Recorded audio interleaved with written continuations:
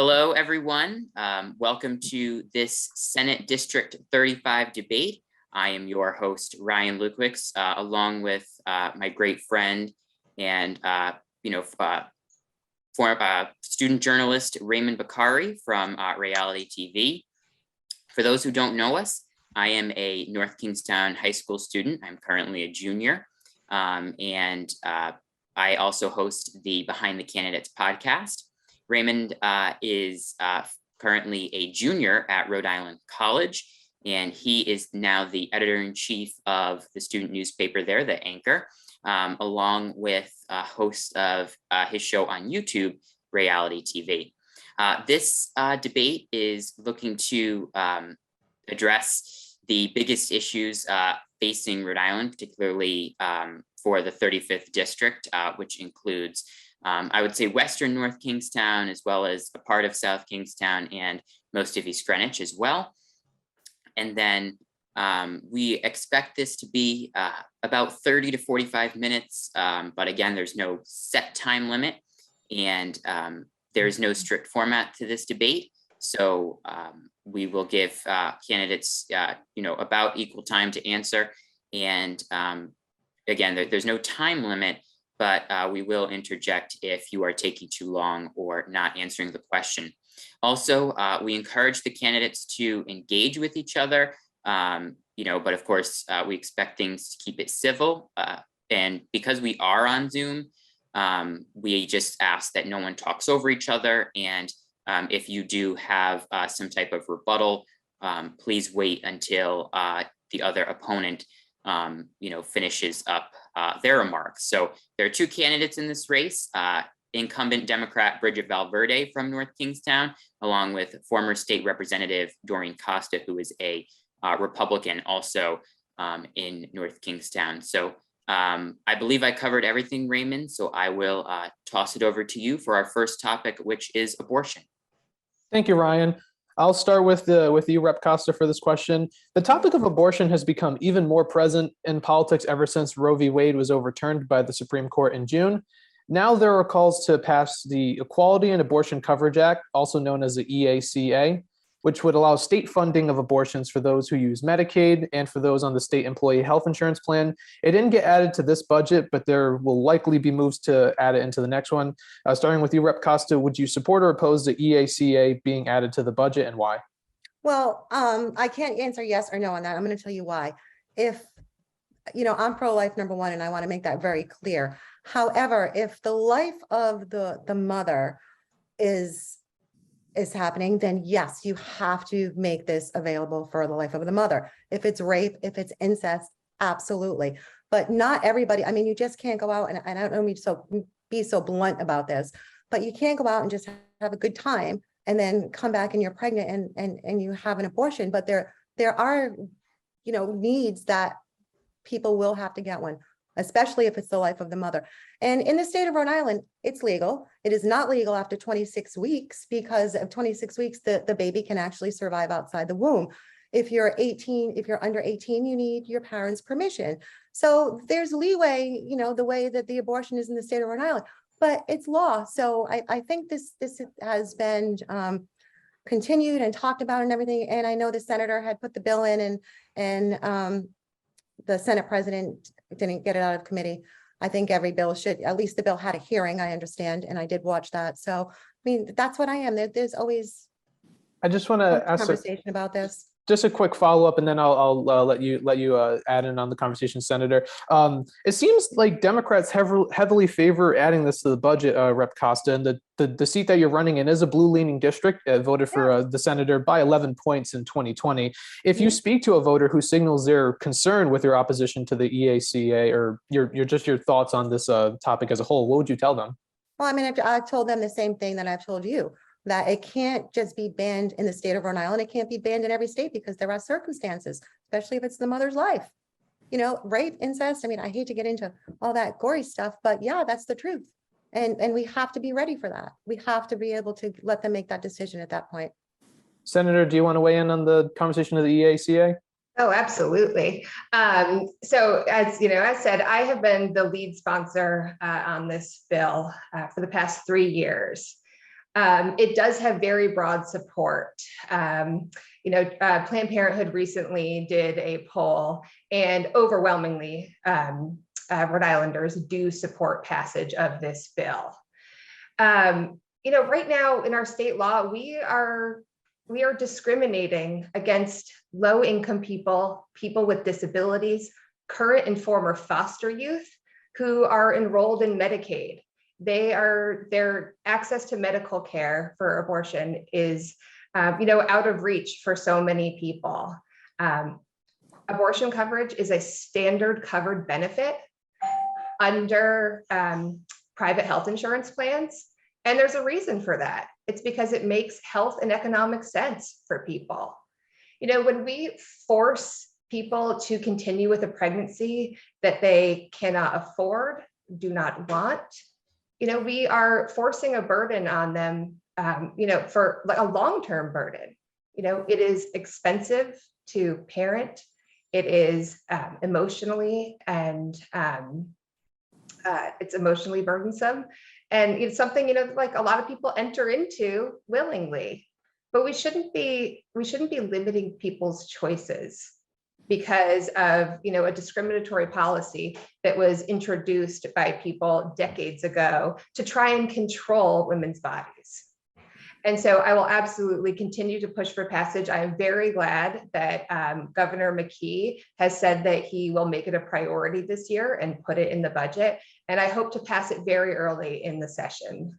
I do want to ask about the passage of how it wasn't. So the EACA wasn't passed, and it did disappoint quite a number of voters. I know it was the Senate leadership who it sounded like didn't let it go through. Were there any actions you tried to take behind the scenes to either get the leadership or governor on board to put this in the budget? Oh, absolutely. I had several conversations with leadership, with the governor's staff about this. And stress the importance of it and how people do want to see this passed. So yes, I think that there is often sort of an unwillingness to take bold action in an election year, which is unfortunate. I have never shied away, from a fight. And so I wish that other people had that kind of courage, but unfortunately, we didn't see it in this past session, but I'm hoping that we can see it in the 2023 session. And the conversation around abortion goes beyond just the passage of the EACA. Rep. Costa touched upon it a bit. Polling does show a majority of Americans favor abortion being legal, but once you go into certain scenarios, such as how late the abortion is there a heartbeat, is it a matter of life endangerment if the pregnancy occurs, then the viewpoints start to differ and the approval disapproval starts to differ amongst voters. And elected officials will have those differing views depending on the situation. Some Democrats, especially in the GA, lean to the belief that it doesn't matter when it occurs in the pregnancy or what factors are present, their body, their choice. Senator, I'm going to stick with you on this. Where do you stand when it comes to the discussion? 100% pro-choice, or should there be some restrictions? I mean, I defer to medical providers when it comes to deciding what is best for their patients. I know that we put up these arbitrary deadlines for when things can be done. Medical doctors understand their patients. They should be able to decide what is appropriate. I hear talking points from right-wing people saying like, oh, Rhode Island approved abortions like up through birth, which is obvious nonsense. So I don't think that we should be putting up financial barriers to people accessing abortion at all. Rep. Costa, do you want to respond? She did mention right wing. Right. Well, I mean, I'm going to stay above the name calling today because that's just not what I do. But I can tell you right now that if a child is 26 weeks in the womb, that child is pretty much able to survive outside the womb. I cannot support that at all. I can't support that. I can't support full-term abortion. Bridget, you have two beautiful, beautiful little boys. Can you imagine? I mean, 26 weeks, 35 weeks, there's no way I could ever support that. That's a child. So, I mean, we different there, but I just can't support that. I mean, I don't know if Senator can, but I can't. No, I'm sorry. I think you misunderstand me. Obviously, No, I'm pretty if there smart. is- if I there is understand a- what you're saying. If there is a viable pregnancy, and viable outside the womb, like no medical doctor would provide an abortion. Right, but do you favor full-term abortion? What is full-term abortion? Really? Are you even going to ask that question? I mean, you're using terms that don't exist in the medical field. Okay. We'll just leave it at that. All right. Ryan, is there anything you want to add before we move on to the next topic? No, I appreciate that dialogue. I will move on to our next topic, but thank you, candidates, for those comprehensive answers. And again, that dialogue is, of course, fine and encouraged as needed. And just we have to just make sure we're not talking over each other. But overall, good job to both of you. Thank you. Moving on to our next topic, which is going to discuss kind of the conversations around the recent crime, particularly, mass shootings that have happened around this country. We saw a very tragically, something in Uvalde, Texas, earlier in the year, which was a school shooting. We've also seen, instances such as at a grocery store where multiple people were killed, tragically at a Buffalo grocery store. So, of course, everyone agrees that these events are tragic and sad, but the bigger question is, how to address them. I know, more. I don't mean to put words in the mouths of each party, but Democrats seem to be more in favor of stricter gun control measures, while Republicans favor more mental health, among other things. So I will start with you, Rep. Costa. How would you address mass shootings going on around this country and just crime in general? Well, first of all, I mean, the senator and I were so different on this subject. I mean, I'm pro 2A and she is not, which is understood. I mean, we have our differences. Right now, I need to talk about mental health really quick, if that's okay. Of course. I have been working in the mental health field for almost 2 years now. There are not enough doctors to take on this responsibility. We have a waiting list of patients that need some help right now, and we just can't get it. When we talk about the Second Amendment and the mass shootings, if you research everything else all over the country, not just here in the United States, because I like to research things and have my numbers correct, these shootings aren't taking place like they are here in the United States. And that's got nothing to do with if you're pro-gun or if you're pro 2A, if you're against it. It has to do with protecting the children in the schools. We have to focus on mental health, obviously. Butler Hospital, for instance, we get calls every day from Butler Hospital that we need to help patients. We have a waiting list close to 4 to 6 weeks at this point. That's too late. When people need help, they need it immediately. And Rhode Island just doesn't have the doctors or the access to help them. So I also think that the nurse practitioners should get more involved and hopefully come into this field, because it is quite rewarding. It's challenging. I would also like to take 1 second to talk about the magazine capacity, the 10 magazine capacity ban that was just passed in the House and the Senate. And then I have a couple of follow-ups when you're done. Of course, absolutely. That probably is going to get shot down. It's going to be unconstitutional, just like the truck tolls were unconstitutional right now. And I also would like to say that I was in the House of Representatives at that time, and we screamed to the rooftops that this was going to happen. It was going to be unconstitutional, and we were right. And I think that's going to happen with the 10 magazine ban right now. Okay, so let's stick with your first point here with mental health. Yeah. I know you say we have to incentivize more people to do the work of being nurses and Right. doctors, so people are less inclined to commit a mass shooting. But how exactly would you plan to incentivize people to do that hard, challenging work? Well, we're already looking at some nurse practitioners, and hopefully we're taking, we have one that just started last week, and we're looking for another one to hopefully start in the next couple of weeks. And then hopefully another one come the beginning of next year. So we are working on trying to expand the practice and help more people. And one last question. We had, I believe, 5 main bills this term, both this year, we had 3 and 2 last year to address, these different issues, and most of them, were, focused around gun violence. Would you have supported any of them? I won't go through them one by one, but I believe pretty much all Republicans opposed them. Right, and they should, because it's written into the Constitution. But I just want to make one quick statement before we let the senator come on in Sure. for a rebuttal. Let's just say that we're at an event and the senator is there with her children and I'm there with my husband and my family. God forbid something happens. Who is the first one that's going to protect them? It's going to be my husband or myself. I mean, we're rivals right now. We both want this office, but it doesn't mean that I wouldn't protect her or her children if they were next to me. And that's why we have concealed carry permits in the state of Rhode Island.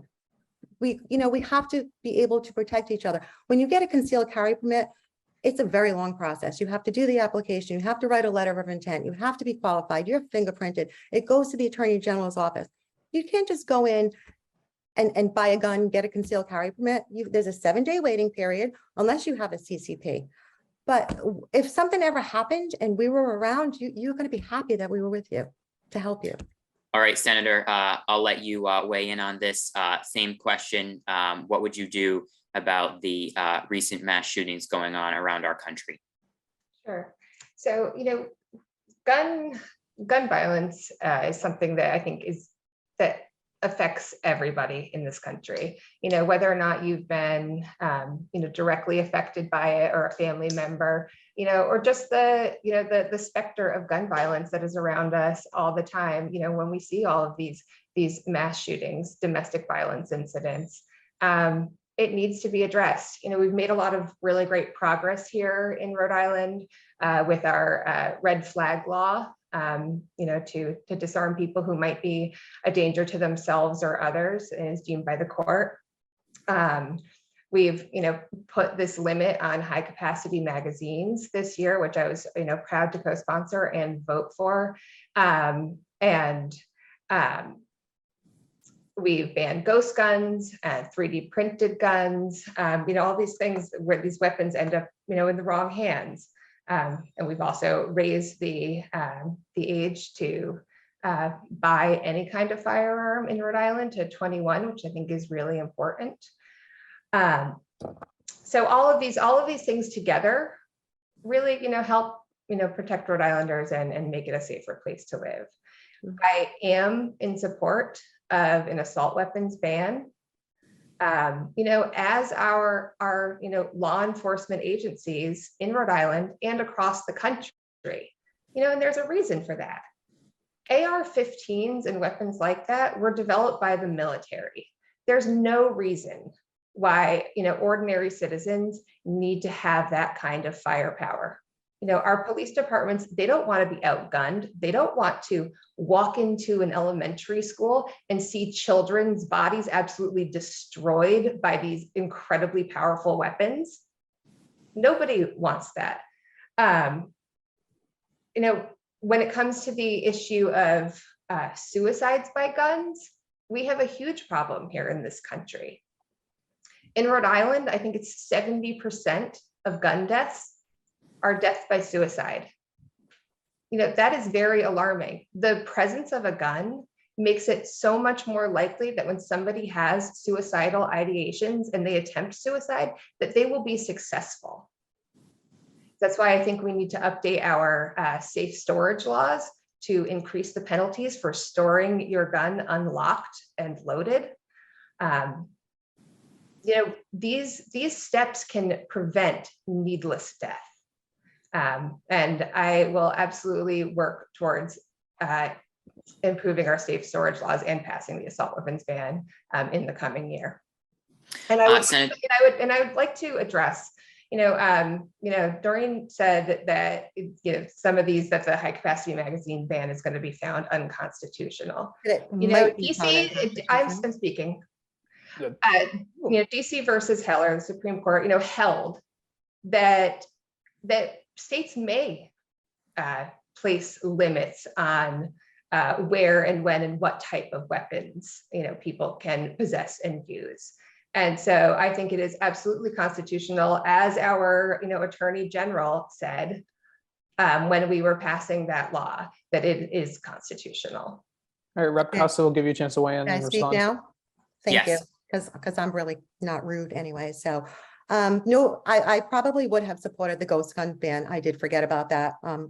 I will admit that. As far as children in schools, nobody wants to see a child in school getting shot. I mean, that's just awful. We have to start talking about school security as well. A lot of people don't want the SRO officers in the schools. With all the money that we got from the COVID relief money, there is no reason why we can't have SRO officers in the school. And if a parent doesn't want it, well, guess what? That officer could probably save your child's life if something happens. So we really, really need to stick to that. And I have put that legislation, I think, gosh, years and years ago. And I also put a legislation in for the URI police officers to be armed. So that was another bill that I put in. So proud of that bill as well. Senator, I want to let you respond to a couple of those things, and I'm particularly curious about your point of view on both SROs in schools, as well as what the Rep. Costa was talking about before when it comes to more mental health resources. Sure. So, increasing access to mental health services is something that has been a priority of mine in my 4 years in the Senate. And we've made some progress. We were able to update our licensing procedures for social workers. We have provided additional funding for those things. But I will say that there is no connection to mass shootings and mental health resources. Research has shown that a lot of these, mainly young men who are, committing these atrocities, have not tried to engage with the mental health community, have not sought support, have not been referred for mental health services. So this idea that somehow we just need more mental health services and, shootings will be prevented is, there is just no connection. It's the guns. When we talk about other countries who do not have these kinds of mass shootings, it's because they don't have access to the kinds of firepower that Americans do. Plain and simple. Okay, Rep, I'll let you have the final word on that, and then if they're we can move Just on. really to quick. I mean, I'm a law-abiding citizen. I have never broke the law. I've never planned on breaking the law. If I want to own a firearm, that is my right to own a firearm. If I want to go to the range on a weekend and target practice, I can. My firearms are locked up. Nobody has access to them except for us. Fingerprint, security code, you name it. So I'm very responsible, and I'd like to think that most of the community is as well. Senator, any last words? No, I mean, I'm glad that she's a responsible gun owner, but many people are not. Okay. Time to move on to the lightning round. Yes, we are going to move on to the rapid fire section, and I do not have this part memorized, so I have it on my phone, so I apologize if you hear my screen reader, but we are asking for briefer answers on this. I know sometimes they say one word. We will let you both elaborate a bit on some of your positions, but this is a good way for us to hit a few topics quicker. So I will start with Senator Valverde on this. Do you support or oppose Rhode Island's voter ID law? Support. Any elaboration needed? No, I mean, it's a topic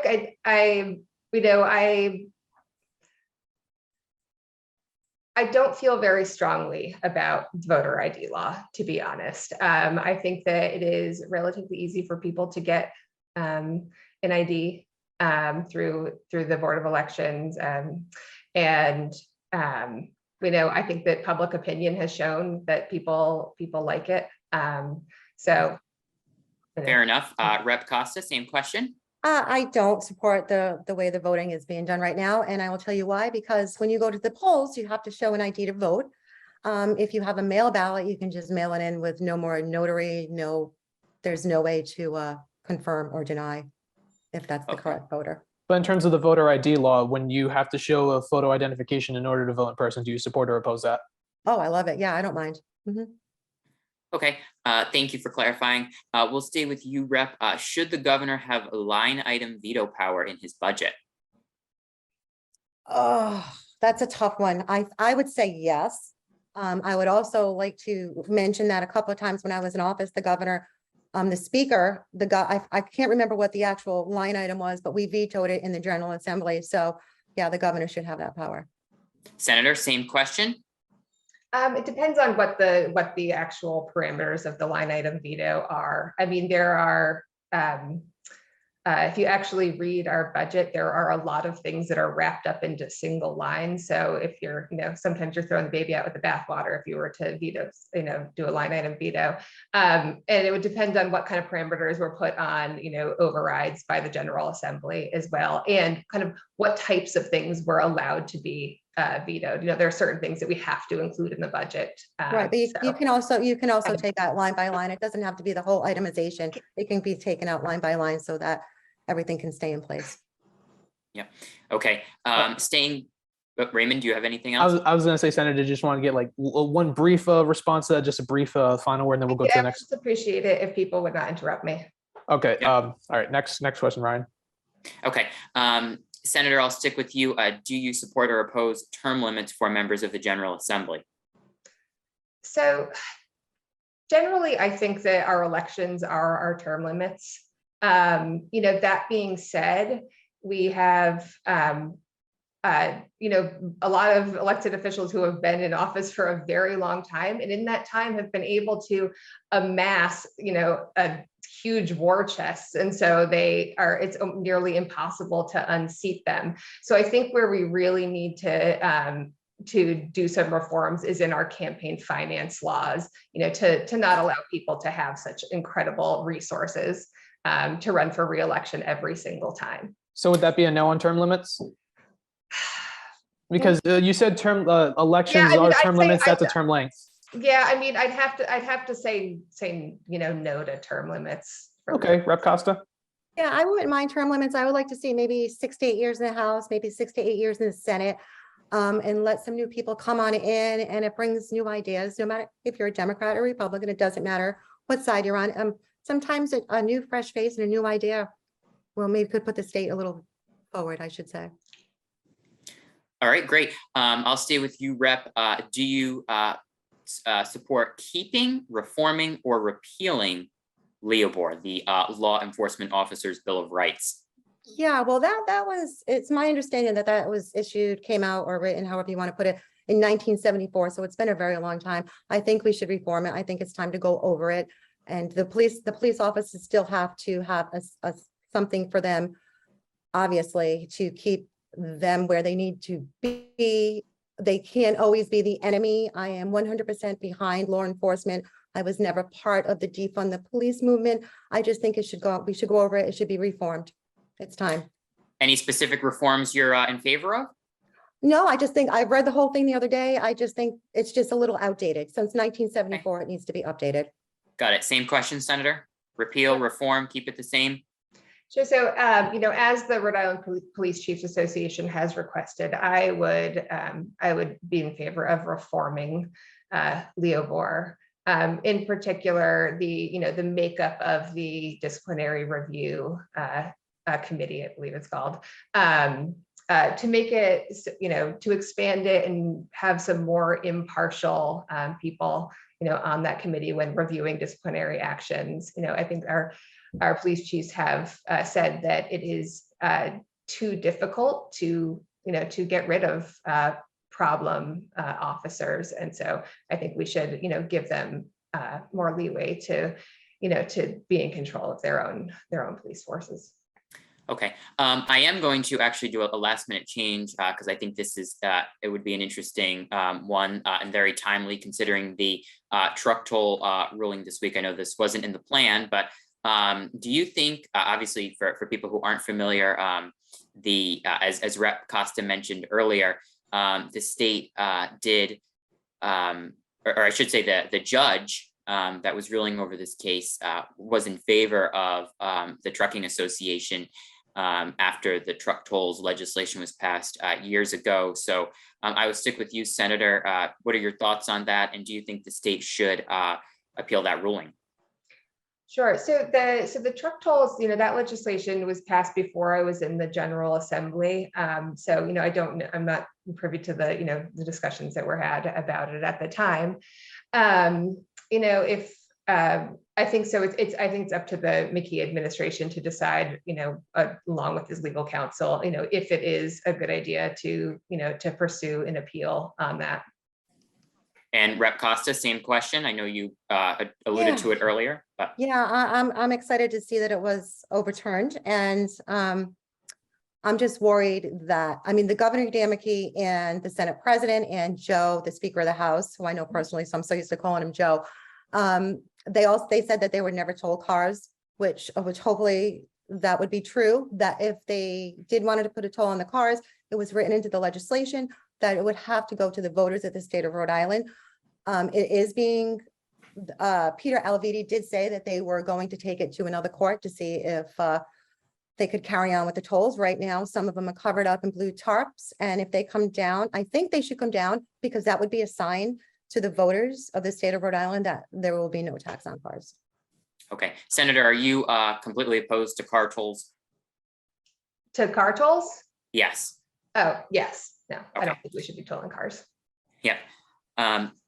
Rep Costa, will stay with you. Do you support or oppose a constitutional amendment for education? Oh, Public absolutely. education. Yes. 100%. Yes. I think the education system in the state of Rhode Island is severely broken. I think parents should have a choice where their tax dollars go to. If they want to go to a charter school, those tax dollars would have to follow them to a charter school. If they wanted to go to West Bay Christian Academy, wherever they wanted to go. Right now, that's not an issue in the state of Rhode Island. I think that's something that we need to bring up. Senator, same question. Yes. Everyone has the right to an adequate education. And so I would support a constitutional amendment to guarantee that. Okay, two more. These are a little bit more lighthearted. We will stay with you, Senator. Who is your political hero, past, present, and obviously it can be anyone, Rhode Island or nationally? Oof, that's tough. I'd have to say, I have always really respected the work that Elizabeth Warren has done for consumer protections, and then in her work as a senator. I think that she really brings people together, and so I'd have to say Elizabeth Warren. Same question for Rep Costa. Well, I am going to go with, she was never elected to office, if you want to put it this way, but I'm going to say Sue Kacheri, John Kacheri's wife, may her soul rest in peace. She was so graceful. She was always so gracious to everybody. She didn't care if you were a Democrat. She didn't care if you were a Republican. She taught everybody. She just treated everybody with so much respect. And I absolutely adored her from the first time that I met her. I wasn't even in office when I met her. I was a guest at their home. And gosh, what a gracious woman she was. Beautiful woman inside and out. All right, and lastly, this is even more fun. We'll stay with you, Rep. Your favorite restaurant in Rhode Island, and of course, bonus points if it's in Senate District 35. Oh my gosh, and it's not because it's in Senate District 35. I am obsessed with Rasa. I know, Bridget, I've seen you walking by there, and Rasa is one of my favorite restaurants in the universe, not just in the state of Rhode Island. I could eat there, every night of the week. It is a great place, and for those who are unfamiliar, you can just smell it approaching the Indian herbs cuisine. they use, the spices. It's the best. You have to try it. Raymond, we're gonna have to get you down from Providence to try that. Yeah, I was about to say, Raymond, I'll take you. I'll come pick you up. I'll take you. Sounds like a plan. And Senator, same question for you. Well, here's where Doreen and I totally agree. I would have to say Rasa is one of my favorite restaurants. It is so good, run by an amazing family. I would, agree, Rasa. Seafood brings Can I everybody ask us together. one question? What's your Senator? Let's keep this a little light right now. What is your favorite dish at Rasa? Oh God. God, that's a really hard question. I don't know. All of their curries are really good. But oh my, have you ever had their chai tea is amazing. I have everything that you have to try. So The good. naan bread with the date and the coconut and the figs. It is the best. Oh yeah. Little lighthearted, Yes. which is nice.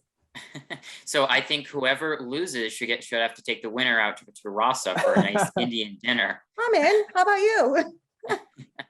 Sounds like do a it. Why plan. not? Ryan and I will tag along for that. Life is Now, too short. Come on.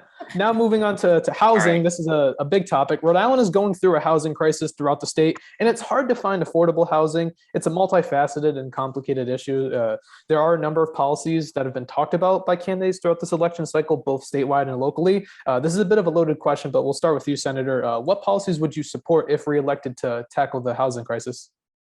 Sure. So, you know, we are in a housing crisis. You know, we're seeing housing prices spiraling both in the rental market, you know, and for you know, home buyers. I think the average 2-bedroom in our area is like you know, north of $1,600 a month now, which is just incredible. People can't afford it. And you know, access to housing is just foundational. It affects, you know, every aspect of your life, you know, your educational achievement, your health and mental well-being. You know, if you don't have a place to call home, you know, it is very detrimental to your health. I am glad that in the General Assembly, we allocated a big portion of the ARPA funding, the American Rescue Plan Act funding, to housing this year. I believe it was $250 million, you know, including some tens of millions for new home buyer down payment assistance, as well as some help for housing our homeless. I would like to see more see us incentivize our cities and towns to you know, update our zoning laws to make it easier to build, you know, higher density housing. You know, that's one of the biggest barriers is first of all, is the price of land in Rhode Island is very high. It's much higher than the national average. So just acquiring sites to build new housing is out of reach for a lot of developers. But streamlining our permitting process so that it doesn't take so long from, from point A to point B for developers, which makes it cost prohibitive to build affordable homes. When it is only financially viable for developers to build giant houses on big plots of land, we're not going to get where we need to go. We need tens of thousands of more units of housing over the next 5-10 years, and we're not going to get there with the policies we have now. So I would like to also see the state incentivize our cities and towns through maybe additional education aid or infrastructure aid to ease people's fears that additional housing development in their cities and towns is going to put too much pressure on local services. And excuse me, Rep. Costa, what policies would you support if elected to take on the housing crisis? Well, there are thousands and thousands of acres of land in the Rhode Island that the state does own. We can end this homeless problem so quick. The state would have to grant us access to their land. We can bring in modular homes. They're a third of the price as the regular homes that we can build today. We would have to get the approval from the General Assembly, which is something I would be more than happy to do. We can put the modulars home. We can make villages. We have the money to do this. For people to be homeless in the state of Rhode Island, I think it's reckless. I think it's detrimental to their health. It should not be an issue in the state of Rhode Island right now. We should have those homes built or sent over. You have access to them. I've researched them. They're anywhere from a quarter to half of the price of a regular home. Duplexes, other states, you know what they do? They have tiny home villages. We don't have access here to tiny homes in Rhode Island. That would be a legislative issue. And we would have to go to the Rhode Island builders to make sure that this is granted. We could put tiny homes. We can make villages. We can give them incentive. We could house them for a year. We can help them get jobs. I mean, jobs are plentiful in Rhode Island right now. No matter where you look, everybody has a help wanted sign in their window. I mean, there's so much thing that we can do. This is something that I don't care what side of the aisle you're on. Nobody wants to see anybody homeless in Rhode Island. And everybody says that, and this is true. oh, the Rhode Islands are always, the Republicans are always the party of no. No, we're not the party of no. We want to help just as much as the other side does. We just have to come together and find a solution to solve the problem, not fight against each other on that. Just because I have an idea or senator has an idea, doesn't mean it's a bad idea. So we could put ideas together, come to a common ground and fix this problem in the state. Senator, it sounds like the rep wants a common ground. Any thoughts you want to weigh in on that? No, I think we just need to build more homes and help people with rental assistance as well. Ryan, you have anything you want to add before we move on to the environment? No, it seems like you guys somewhat agree on that topic as well. So I think we can certainly move on if the candidates don't have anything else to add. So our last main topic before closing statements is the environment. I do want to point out before we move on that I know this is very nuanced, but redistricting has changed, this district in particular quite a bit, as if you're in Narragansett, you are now in Senate District 36, which is Senator Ilana DiMario, who is being challenged by Republican Patrick Murray. Rep Costa actually, I believe, was redistricted out of that one and into Senate District 35 now, where now that about half of North Kingstown is in mostly the western part, and it got a little bit more of South Kingstown and East Greenwich as well.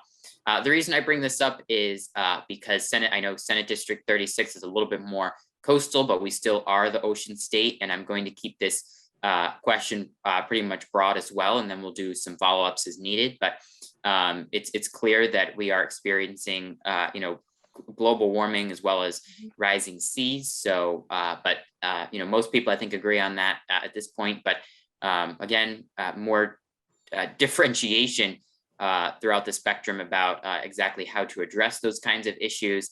So I believe we are starting with Senator Valverde on this one.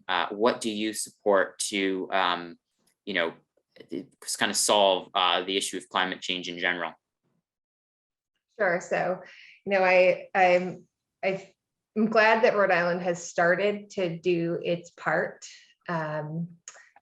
in addressing the climate crisis. In 2021 we passed the Act on Climate, which is sponsored by Senator Oyer, which puts us on a path to a zero emission future by 2050. But we need to take steps to meet those goals.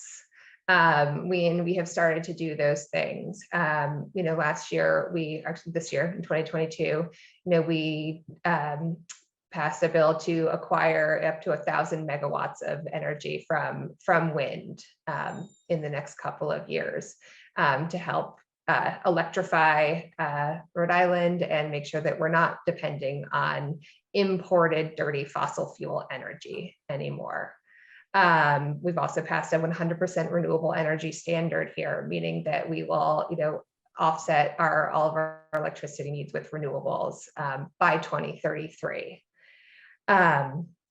We also need to decarbonize our transportation sector and our heating sector, our home heating sectors, our commercial heating sectors, heating and cooling really. And we're taking steps in that direction too, allocating, millions of dollars this year to help people convert to heat pumps in their homes and in their businesses. So continuing to take steps like that, where we are investing in renewable energy, we are helping residents to convert their, their old, we've got a big oil tank in our basement, for our heating. And I am hopeful that over the next few years that we can, get rid of that and switch over to an electric heat pump system. And I want to help other Rhode Islanders do the same, so it's not, a cost burden to them. Right now we are also, it makes economic sense. We are right now seeing such, high prices for everything from food to gasoline, everything, and that is largely driven by the fossil fuel industry. We have wars overseas that are driving up prices, along with the fossil fuel companies that are, seeing record profits and doing a lot of price gouging for people. And so when we move towards renewable energy, we will also stop seeing those wild swings in prices, and bring down inflation. So that was a lot. It was just kind of kept going. I was kind of waiting for the time to try to interject, and because I want to make sure Rep Costa has equal time as well. So we'll let you come in on this. Well, we all know, I mean, just because I'm a Republican does not mean that I don't believe in climate change. We all know the Earth's temperature is coming up by 1.5 degrees. We can tell that by the wildfires and the weather pattern, and especially now with the ocean heating up, it just makes the hurricanes so much more massive. And just a little fun note here is that I am a weatheraholic. So I enjoy watching weather. So I know what the water temperatures are. I know what's going on. I do want to address the electric vehicles right now that are supposed to come to fruition here by 2033, 2035, that Governor Jan McKee put into place. We have been looking at electric vehicles right now. They're quite expensive. You're talking anywhere between 40 and 60,000. I think the money that could be used for that is a down payment on a house. I'm not against electric vehicles at all. Maybe someday I will have one. I don't think now is the time to put the burden on the taxpayers to say, hey, you have to have an electric vehicle right now. I don't know if you've seen the price to fix these. The batteries are so expensive, and it shouldn't be. You have to do this. You have to do this because you shouldn't have to do this. Gas-powered cars, we know eventually they're going to be a thing of the past. We have gas-powered cars. Doesn't mean that I don't believe in climate change. I just don't want to buy an electric vehicle right now at $60,000. I know that the governor had put an incentive on for people that buy electric vehicles, which I think is wonderful. I still think he needs to focus more on the homeless right now and helping them get roofs over their heads. Senator, would you like to respond? I'm curious about your positions on electric vehicles. Sure. I think more and more people are transitioning to electric vehicles, and that's really where the industry is going. We have several car manufacturers that have said that have set dates when they are no longer going to even be producing gas powered vehicles. So it really is where where the market is moving already. I am happy that we are giving people some rebates and tax credits to help them purchase electric vehicles, and also know that prices will come down on them, as the industry does move towards, more manufacture of that, and the technology gets better. Prices will come down. Okay, I do have one more follow-up, but I'll let Ryan, Ryan, do you let's have an electric car right now? I do not have an electric car, no. I did want to ask a follow-up. Sorry, Ryan. I did want to ask a follow-up to the senator, because I believe this is a point Rep Costa brought up, especially with even it goes beyond electric vehicles. There's quite a bit of ambitious climate change policies being introduced. Are these policies something that we could reasonably expect to be affordable? I know you mentioned that as the technology moves, but 2035 is quite close. Mm-hmm. I'm sorry, was that for me? Yeah, Senator. Sorry. Okay, I'm sorry.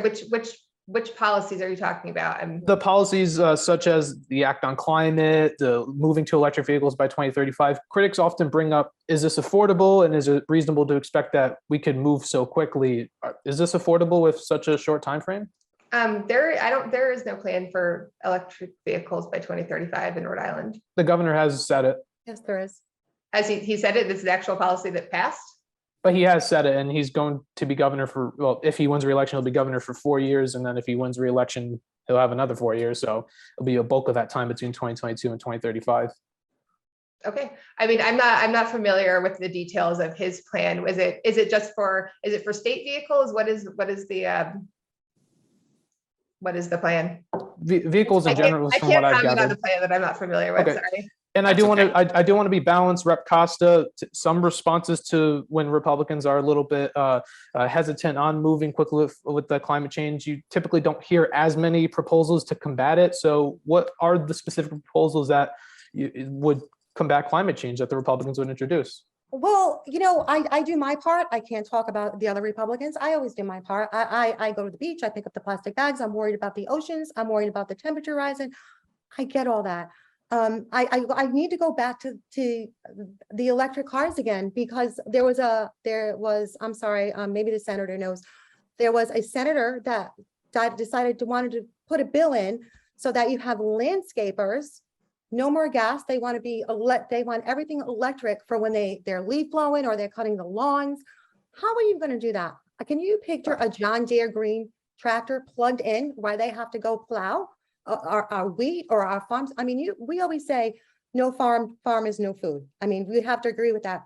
To make the farmers and everything that they have to use go electric, I'm sorry, I cannot support that in any way, shape, or form. But I understand you say what you do, you pick up the plastic bags, but in terms of policy, what bills would you introduce if you're elected and sworn in January 2023? Can't answer that right now. And Senator, it sounds I would like have to see what legislation is already in, possibly amend it. I have no idea what all the climate change legislation that is in right now. Senator, did you want to respond to Rep. Costa's last answer? No. Okay. I have just one more quick follow-up, another kind of timely question that kind of goes along with this topic, and it kind of goes back to affordability versus renewables. But I know just on Friday, the PUC passed a rate hike for Rhode Island Energy, and I'm just curious about what both of you will do in the next term if you are a senator, to try to either embrace that or try to take action in order to stop it. So I guess we'll start with Senator Valverde on that. Just a few words. Sure. So I mean, this goes back to the volatility, of the energy market right now because of our reliance on fossil fuels. Those prices went up, and so when Rhode Island, went to bought our energy at auction, as we do, I believe, 4 times a year, prices were really high, and those get passed on to the consumer. So moving towards renewable energies where those prices will not be so volatile is where we need to move. In the coming session, I hope that we can provide more relief, particularly for seniors and lower income Rhode Islanders who really cannot afford this rate hike. I know the governor has come out with some comments about passing some legislation early in the session, and I would certainly support any efforts that we could do to reduce costs on people, especially through the winter when energy prices are so high and we need to use a lot more energy. Rep, same question again, just keep it brief. Yeah, I think the senator and I agree on this one. This is way too much for people. It's going to be anywhere between $47 and $52 a month towards the heating bill. What I am upset about, and if I'm wrong about this, please correct me. I haven't heard anything from the Attorney General going after this company. Not anymore. They're the new company, the Rhode Island Energy Company. Something has to be done above legislation. I think the Attorney General needs to get involved. If you think that we have homeless people now, how in God's name are they going to afford their heat? And one other thing, with all the money that the state got, the ARPA funds, the COVID relief money, all the money the state got, and we still have people that can't pay their rent, and now we're going to have people that can't afford to heat their home. So maybe the governor should step up and send everybody in the state a check for their heating, because he has the money to do it and he is just sitting on it. And the Attorney General needs to get involved. We need to protect these people. We can't have any more people on the streets. It's going to be a cold winter. We have to help them some way, somehow. Senator, any response to that idea about the governor sending checks with the ARPA funds? Is that a reasonable thing? No, I mean, he doesn't really have the power to appropriate ARPA funds without the General Assembly. So I don't think that's something that he could just do on his own. Would you support it as a current sitting senator? I'd have to, discuss it with my colleagues and, the finance chairman. Just to see what is possible and to see actually like how we're allowed to spend some of those ARPA dollars. There are restrictions on some of those funds. Yes. I just have one quick one more thing. The General Assembly. Very brief though, very brief. The General Assembly can get called anytime for a special session, there is no way that we can absolutely distribute that money if everybody came in for a special session. Okay, I do just have one quick follow-up, and I promise we'll do closing statements. This has been a very fun conversation. I appreciate you both being civil and giving us your time for this. I heard, excuse me, renewable energy, alternative energy. One that doesn't get talked about as much is nuclear energy. Proponents say that it's clean, reliable, and cheap. Starting with you, Senator, would you support or oppose nuclear energy as a possible solution in this discussion of taking on climate change? So, I recently had a constituent approach me about nuclear energy, and he told me about some things that they're experimenting with in Canada, and and I asked him to send me some more information about it. I don't have the expertise to say whether or not I would support nuclear energy, particularly in Rhode Island. If there's a project somewhere that is safe and we can purchase the energy, then sure. But I'd have to say that right now, like I don't know if nuclear is the right call for Rhode Island. Okay, Rep Costa, same question. I'm going to have to agree with the senator on this. It is clean, it is efficient. I don't think Rhode Island has the capacity or the needs right now to have nuclear energy come into the state of Rhode Island. It's working in other countries. They're happy with it. I just don't think we have a stomach for that right now, or the resources. Okay, and can you believe it's already time for the closing statements? That's all the questions that Ryan and I had. As stated in the introduction, we are going to give each candidate a 1-minute closing statement. Consider this as what your elevator pitch would be to, say, a voter who's about to go vote, and you're in the elevator with them, and you have 1 minute to give that pitch. I will time the 1 minute so we're fair on timing for this. We'll start with Senator Valverde on this. What would be your 1-minute closing statement? Sure, thanks. So I'd like to thank you, Ryan and Raymond, for hosting this forum today. Every election cycle, we have fewer and fewer chances to, talk directly as candidates. And so I think it's really important for people to be able to, hear from their candidates. And especially I'd like to thank you for focusing on these topics that we talked about today. Housing and the environment, reproductive rights, it is all top of mind for so many people. It has been for the past 4 years. As I've been the senator for District 35, and I continue to hear about these things as I'm knocking doors this fall. I've spent the last 4 years working really hard for my district. I am very proud of the record of collaboration that I have in passing meaningful legislation on the topics that we discussed today, as well as things like mental health services, early childhood education, tax relief for seniors and veterans. Rhode Islanders are facing some really tough times right now with prices going up, and their concerns are my concerns. So I hope to serve them for another 2 years, as the senator from District 35. Thank you very much for your time today. And Rep Costa, your 1-minute closing statement. Yeah, again, I just like to say thank you to you both. I also want to thank the senator for joining us. I mean, sometimes this is not easy, and some of the conversations can get a little heated, but I appreciate you participating. Look, I don't have an elevator speech. I never did. What I want to do is just bring balance back to the State House. I mean, a Democrat has controlled the state for over 70 years. We're in the tank all the time. I don't want to be last in everything. I don't want to disagree with every Democrat. I don't want to agree with every Republican. We have to come together. I got some major legislation passed. I mean, it did take me 3 years to get past sex trafficking to protect the children. More fines, more punishments. I imposed all that. I got that passed. And you need House and Senate to literally, you need both sides to pass it. And it happened. I've also got legislation passed as amendments into bills to help the Spanish speaking, the Portuguese, the Italian people. When you go to the registry now and you can read everything in your language, you can thank me for that. And we just need balance. I'm just the type that wants to help people. I have helped many people that when I was in the House of Representatives or here on the town council with Medicaid, with Medicare, with getting their parents into senior living and nursing homes. And I was on the Veterans Affairs Committee. And here's a funny for both of you, for all of you. Actually, I recently got married, and Joe Shikarsky, the Speaker of the House, officiated our wedding. So you don't have to hate anybody because you're on the other side. We can always find a common ground to work together. Thank you, Rep Costa, and thank you, Senator Valverde, for your time and giving us a way to let the voters in Senate District 35 know where both of you stand on these key issues. That's all the time we have for this debate. Again, thank you both, Senator and Rep, for participating. As Ryan mentioned, this debate will be uploaded on the Ray-ality TV YouTube channel, as well as an audio version that can be heard on Ryan's podcast called Behind the Candidates. It's on Spotify, Apple, wherever you get your podcast. We hope that now the Senate District 35 voters and residents are able to know where the candidates seeking their vote stand on key issues. Just a quick reminder for those eligible to vote, Election Day is on Tuesday, November 8th. The voter registration deadline is October 9th. The mail ballot application deadline is October 18th.